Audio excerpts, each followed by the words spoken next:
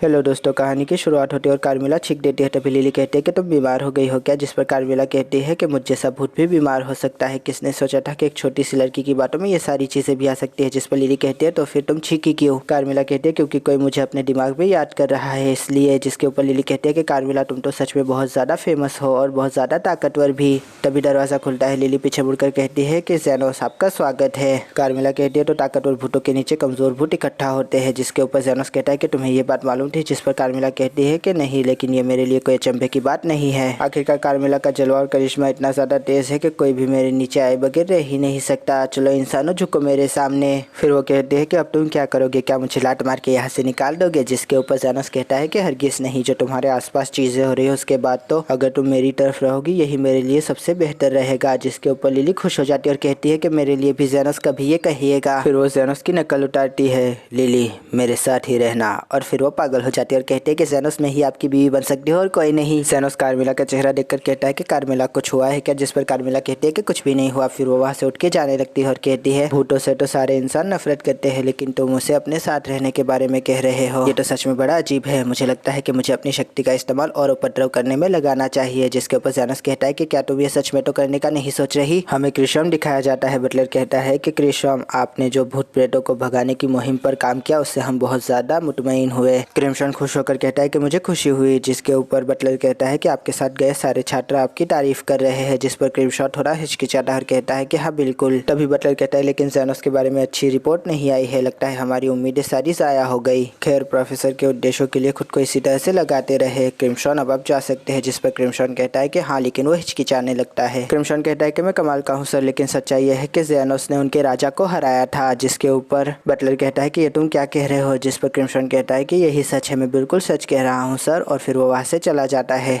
वो बाहर निकल के अपना गुस्सा उठा रहा होता है और कहता है कि धत्तेरी की, अब हमारे पास एक रिसर्चर भी है। चिकित्सक ज़ेनोस को मुबारकबाद देते हुए कहते हैं कि तुम्हारा बुलावा अब आ गया। यूमिन कहते हैं कि ये तो बहुत अच्छा हो गया। चिकित्सक कहते हैं कि तुमने मुझे बहुत ज़्यादा प्रभावित किया है। मुझे लगा था कि तुम्हें और थोड़े हाथ पैर मारने पड़ेंगे, लेकिन तुम जल्द ही उनकी आंखों में आ गए। ज़ेनोस कहता है कि शायद मुझे लगता है कि क्रिम्सन ने उन्हें सारी बात बताई होगी। जिस पर चिकित्सक कहते हैं कि ये तो मुझे नहीं पता। फिर ज़ेनोस कहता है कि हमने पहली बाधा पार कर ली है इसका मतलब। लेकिन चिकित्सक कहते हैं कि मुझे लगता है कि हम शुरुआती लकीर के पास पहुंच गए, ऐसा कहना ज़्यादा बेहतर रहेगा। अभी प्रोफेसर तुम्हारा इंटरव्यू लेंगे। जिसके ऊपर ज़ेनोस कहता है फिर तो मुझे और भी ज्यादा तैयार और मुहतात रहना होगा। जिसके ऊपर चिकित्सक कहते हैं कि वो बहुत ही ज्यादा होशियार है। आधे से ज्यादा शाही अकेडमी उनके हाथ के नीचे होती है, वैसे ही किसी से नहीं मिलते। जिस पर ज़ेनोस कहता है कि वो जितने ज्यादा लोगों को संगठित करेंगे उनके लिए परेशानी उतनी ही बढ़ेगी, है ना। मुझे नहीं लगता कि ये करना इतना ज्यादा आसान रहेगा। जिसके ऊपर चिकित्सक कहते हैं जहाँ पर बात अधिकार और सम्मान की आती है तो प्रोफेसर सबसे ऊपर होते हैं। ज़ेनोस कहता है लेकिन मैंने सुना है वो उच्च दर्जे के चिकित्सक नहीं है, फिर तो आप लोगों को ज्यादा प्राधान्य मिलना चाहिए क्यों। जिस पर चिकित्सक कहते हैं कि सियासती ताकत और ओहदे एक जैसे नहीं होते। अब मेरी ही बात करो, मुझे अपना ओहदा दवाओं में निरंतर सुधार करने से मिला है। ज़ेनोस कहता है तो फिर अब मुझे उनसे मिलने जाना होगा क्यों। जिसके ऊपर चिकित्सक कहते हैं कि मैं तुम्हारे लिए दुआ करूंगा। यूमिन कहती है कि गुड लक। बटलर कहता है कि तुम्हारा स्वागत है ज़ेनोस, मैं प्रोफेसर का दूसरा सिक्योरिटी हूँ। जिसके ऊपर प्रोफेसर कहते हैं कि तुम ही हो ना ज़ेनोस वो रिसर्चर, बता तुम क्या कर सकते हो। जिस पर ज़ेनोस कहता है कि सिर्फ हीलिंग कर सकता हूँ मैं। जिसके ऊपर प्रोफेसर कहते हैं कि ये क्या बात हुई, भला हर हीलर हीलिंग कर सकता है। अगर तुम्हें ताकत चाहिए तो तुम्हें और भी बेहतर चीजें करके दिखानी होगी।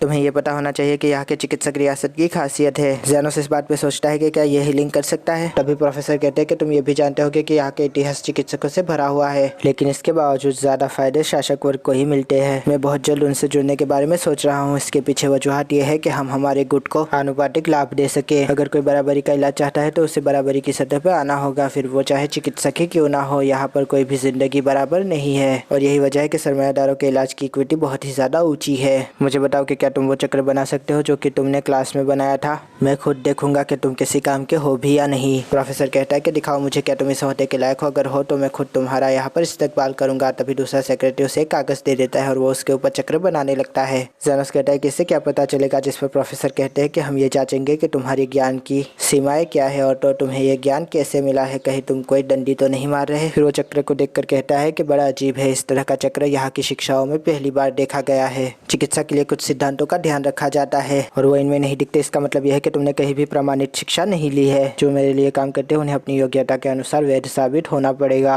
दूसरा सेक्रेटरी कहता है तो प्रोफेसर आपका क्या नतीजा है, जिसके ऊपर प्रोफेसर कहते हैं कि ये जादू चक्र पहले नहीं देखा गया, ये बहुत ही ज्यादा अजीब है, लेकिन इसने बुनियादों का ध्यान रखा है। इसका मतलब ये सटीक बना है। मैंने पहली बार ऐसा कोई केस देखा है। मेरी प्रयोगशाला में कल से काम करने आ जाना।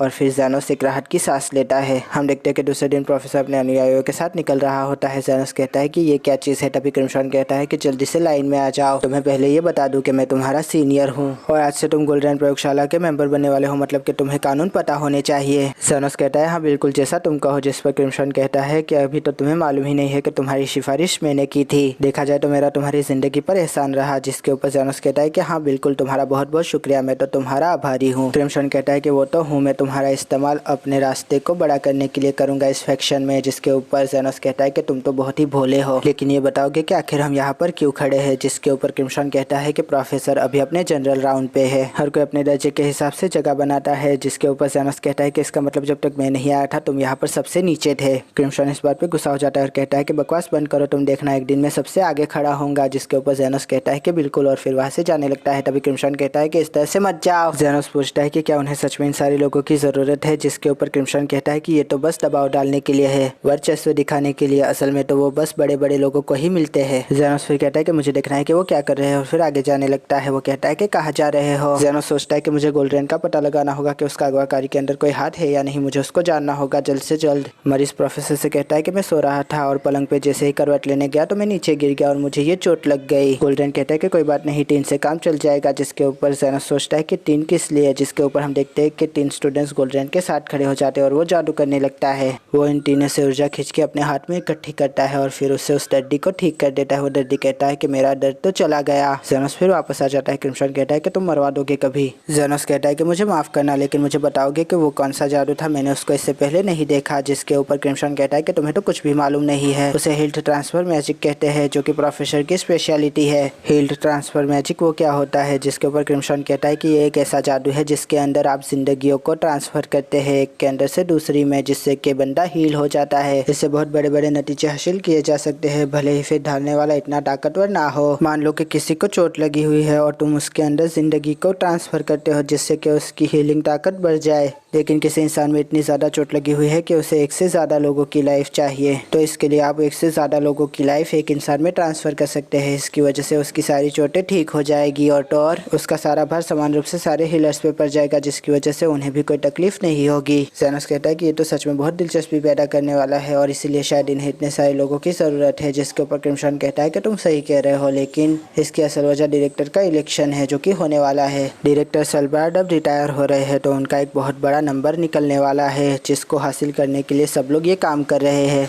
वैसे प्रोफेसर का जीतना एकदम तय है, इसलिए मैं इस तरफ हूँ। जब ये जीतेंगे तो मैं एक जीती हुई पार्टी में आ जाऊंगा, जो कि मुझे बहुत ज़्यादा फायदा देगा। ज़ेनोस कहता है इसलिए तुमने मुझे भर्ती किया ताकि मैं जीती हुई पार्टी में आ जाऊँ। क्यों? जिस पर क्रिम्सन कहता है कि तुम बेवकूफ़ हो, मैं तुम्हारा इस्तेमाल करने के लिए तुम्हें यहाँ पर लेकर आया हूँ। जैसा कि मैं देख पा रहा हूँ तुम्हें बहुत सारी जानकारी का भंडार है, तो तुम मुझे बताओ कि क्या तुम्हें खोए हुए लोगों के बारे में पता है, जैसे कि अफ्रेड। क्रिम्सन कहता है कि उससे प्रोफेसर ने बहुत सारी उम्मीदें लगा के रखी थी, लेकिन वो गायब हो गया, बेवकूफ़ कहीं का। ज़ेनोस कहता है कि तुम उसके बारे में कुछ जानते हो। जिस पर वो कहता है कि हाँ बिल्कुल, उसको डिनर के लिए इनवाइट किया गया था और इसी रात वो गायब हो गया। ज़ेनोस कहता है कि डिनर, जिस पर क्रिम्सन कहता है कि प्रोफेसर दर बदर पार्टी देते रहते हैं जिसके अंदर वो अपने खास लोगों को बुलाते हैं। उसका मतलब ये होता है कि वो उनकी तरफ है, लेकिन खैर जाने दो, मुझे बहुत ज़्यादा गुस्सा आ रहा है। चिकित्सक कहते हैं कि इसका मतलब ये बहुत ज़्यादा काम का साबित हुआ। तभी ज़ेनोस कहता है कि मतलब मेरा काम पूरा हुआ, अब मैं चाहता हूँ। तभी चिकित्सक कहते हैं कि अभी कहा, अभी तो सबूत जुटाने हैं। एक काम करो, प्रोफेसर के चहीतों में शामिल हो जाओ, जिससे कि तुम उनकी डिनर पार्टीज तक रसाई हासिल कर लो, जिसकी वजह से हमें और भी ज़्यादा मालूमात मिल सके। मैं इसके लिए तुम्हें अलग से पैसे दूंगा, लेकिन तुम्हें ये जानना चाहिए कि तुम्हारे अंडरग्राउंड ऑपरेशन के लिए मैं तुम्हें पहले से ही बहुत ज़्यादा मदद कर रहा हूँ। ज़ेनोस कहता है कि मुझे जल्द से जल्द घर वापस जाना है और आपने कहा था कि आप मुझे मेरे मास्टर के बारे में बताएंगे।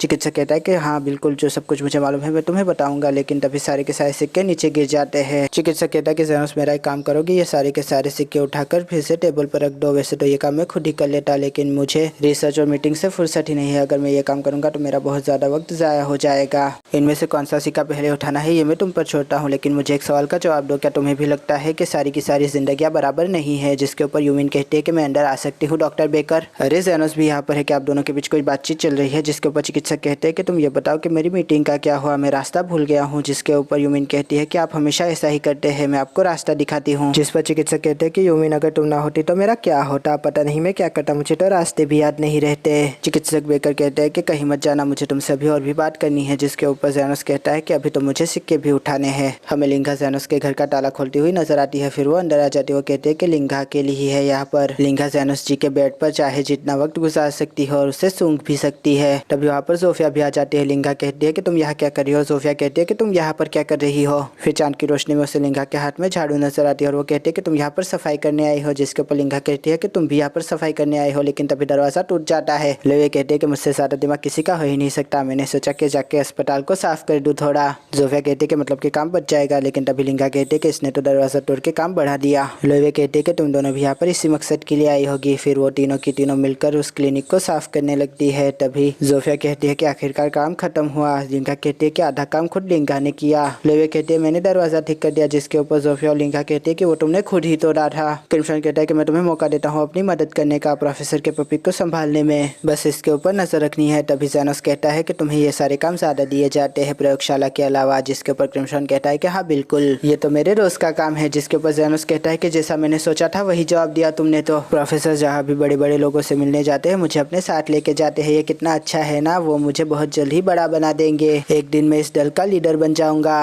जेनोस कहता है कि इसका मतलब तुम प्रमोशन का इंतजार कर रहे हो? जिस पर क्रिम्सन कहता है कि हाँ बिल्कुल, एक बार मैं प्रमोट हो जाऊँ उसके बाद मैं बड़े लोगों में शुमार किया जाऊंगा, फिर मेरे पास अच्छा खाना, अच्छी लड़कियां और बहुत सारे नौकर चाकर होंगे, और इसलिए मैं पूरी निष्ठा से एक हीलर के तौर पे अपना काम बजाता हूँ। जिसके ऊपर जेनोस कहता है कि वो तो मैं देख ही रहा हूँ कि तुम एक अच्छे हीलर हो। क्रिम्सन कहता है कि हाँ बिल्कुल, तुम देखना मैं बहुत सारी जिंदगियों को बचाऊंगा और बहुत सारे लोगों का मसीहा बनूंगा, लेकिन सिर्फ हीलिंग पावर से ये सब कुछ नहीं हो सकता, मुझे और भी बहुत सारी चीजें सीखनी पड़ेगी। तभी दूसरे एक इंसान क्रिम्सन को आवाज लगाता है। वो कहता है कि तुम फिर से ये गन साफ कर रहे हो जो कि गोल्डरैन का है, क्यों? क्रिम्सन कहता है कि मिस्टर बॉन्स मैं वो कर रहा हूँ जो कि मैं कर सकता हूँ। जिस पर बॉन्स कहता है कि वो तो मैं देख ही पा रहा हूँ, वो तुम्हें फिर से बेवकूफ बना रहा है। जिसके ऊपर क्रिम्सन कहता है कि ऐसी बातें ना करे, कहीं वो सुन ना ले। तभी बॉन्स कहता है कि उनका काम निकल गया तो वो तुम्हें दूध में से मक्खी की तरह निकालेंगे। जिसके ऊपर जेनोस पूछता है कि वो कौन है? जिसके ऊपर क्रिम्सन कहता है कि वो उनके पहले सेक्रेटरी है। जेनोस कहता है कि वो तो बड़े अजीब तरीके से चल रहे हैं। तभी क्रिम्सन कहता है कि हाँ बिल्कुल, वो पहले बहुत अच्छे दोस्त थे, लेकिन फिर वो अलग हो गए और अभी वो कुछ भी काम नहीं करते, बस शराब पीकर दिन को गुजार देते हैं। कोई भी नहीं कह सकता कि ये एक वक्त पे पहले सेक्रेटरी थे। तभी बॉस क्रिम्सन को आवाज लगाता है। तभी क्रिम्सन कहता है कि क्या हुआ? जिस पर वो कहता है कि चलो तुम्हारे साथ थोड़े मजे करते हैं, और तभी वो उसकी तरफ दारू की बोतल फेंक देते हैं। वो टूट जाती है और कुत्ती उससे डर के भागने लगती है। तभी क्रिम्सन कहता है कि मिस मिल्क इस तरफ ना जाए। देखते ही देखते वो सड़क पे निकल आती है, लेकिन वहाँ पर घोड़ा गाड़ी से टकरा जाती है। तभी क्रिम्सन उसे हाई हील करने लगता है, लेकिन उसमें इतनी ताकत कहाँ दोस्तों। जेनोस कहता है कि तुम्हें इतनी चिंता करने की जरूरत नहीं है, इसका खून नहीं निकला है, ये बहुत जल्द ही ठीक हो जाएगी। लेकिन तभी क्रिम्सन कहता है कि तुम समझ नहीं रहे हो, प्रोफेसर इसके फर की वजह से इसे पसंद करते हैं, अगर ये खराब हो गए तो फिर वो मुझे नहीं छोड़ेंगे। मुझे माफ करना, लेकिन मैं आपके लिए और कुछ ज्यादा नहीं कर सकता मैडम मिल्क। लेकिन तभी वहाँ पर जेनोस कहता है कि हाई हील। जिस पर वो कहता है कि ये तुम क्या कर रहे हो? जिस पर जेनोस कहता है कि तुम देख नहीं रहे हो, इसे ठीक कर रहा हूँ। क्रिम्सन कहता है कि तुम्हारे पास इतनी ताकत जरूर है कि तुम राजा को हरा सको, लेकिन फर को ठीक करने के लिए हमें रीजनरेशन ताकत की जरूरत है। लेकिन तभी वो देखता है कि वो रीजनरेट होने लगता है। क्रिम्सन कहता है कि ये तो बिल्कुल ठीक हो गई, इसके ऊपर तो कोई निशान भी नहीं है। जिसके ऊपर जेनोस कहता है कि मैंने इसको ठीक कर दिया है बिल्कुल, सबसे पहले मैंने इसके बालों को ठीक किया, उसके बाद इसकी टूटी हड्डी भी जोड़ दी। वैसे तो ये चल सकती है, लेकिन मुझे लगता है कि इसको थोड़ा आराम करवाना चाहिए। तभी क्रिम्सन कहता है कि ये इंसान, क्या इसे मालूम भी है कि ये हीलिंग जादू नहीं था, इससे तो एक उच्च दर्जे का चिकित्सक होना चाहिए था। फिर वो गुस्सा करता हुआ कहता है कि वही रुक जाओ विशिष्ट संशोधक, तुम्हें मालूम नहीं है कि मैडम मिल्क मेरी जिम्मेदारी है। हम देखते हैं कि ह्यूमन जेनोस का इंतजार कर रही होते। वो कहते हैं कि कैसे है जेनोस, लेकिन फिर वो कहते हैं कि नहीं नहीं जेनो। जिसके ऊपर जेनोस कहता है कि आखिर तुम यहाँ पर क्या कर रही हो? ह्यूमन कहते हैं कि क्या मैं पूछ सकती हूँ आपसे कि आप मेरे साथ चलना पसंद करेंगे? जिस पर जेनोस कहता है कि चलना। जेनोस कहता है कि हम बहुत दूर आ चुके हैं, क्या तुम्हें कुछ कहना है? जिसके ऊपर ह्यूमन कहती है कि मुझे माफ कर देना। जिसके ऊपर वो पूछता है कि क्यों? वो कहते हैं कि मुझे लगता था कि मैं ज्यादा लायक हूँ, लेकिन प्रोफेसर गोल्डरैन ने मेरे ऊपर नजर से आनी भी नहीं की,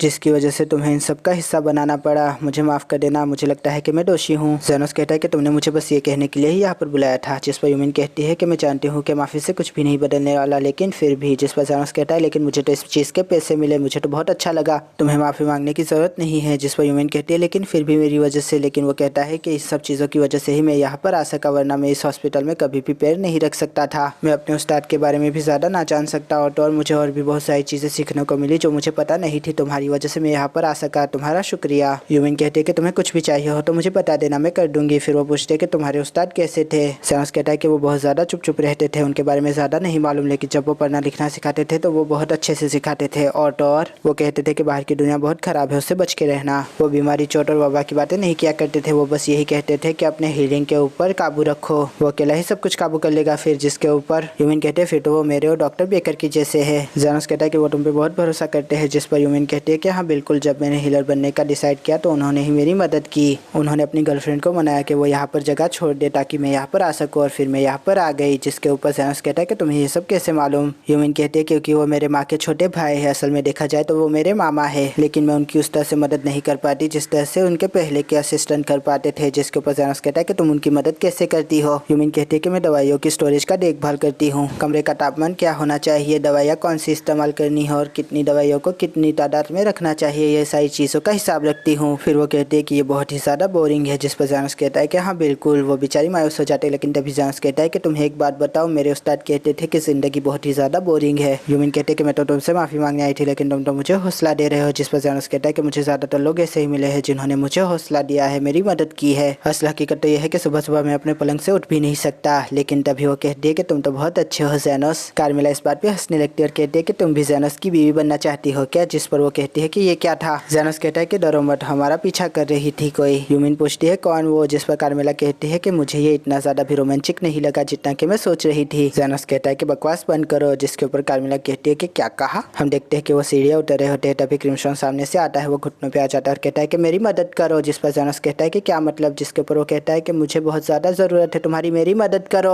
कार्मेला कहती है कि ये तो तीन तारों की कहानी से भी ज़्यादा दिलचस्प है। जिसके ऊपर ज़ानोस सोचता है कि यहाँ पर इतने सारे जादूगर हैं, लेकिन फिर भी ये मेरे पास ही क्यों आया। और यहाँ पर एपिसोड खत्म हो जाता है। आशा करता हूँ दोस्तों आपको ये रिव्यू पसंद आएगा। अगर पसंद आया तो लाइक कीजिए, शेयर कीजिए, सब्सक्राइब कीजिए, ज़्यादा पसंद आया तो कमेंट भी कीजिए। दोस्तों थैंक यू, खुदा हाफिज़, अपना ध्यान रखिएगा, फिर मिलेंगे। Thank you.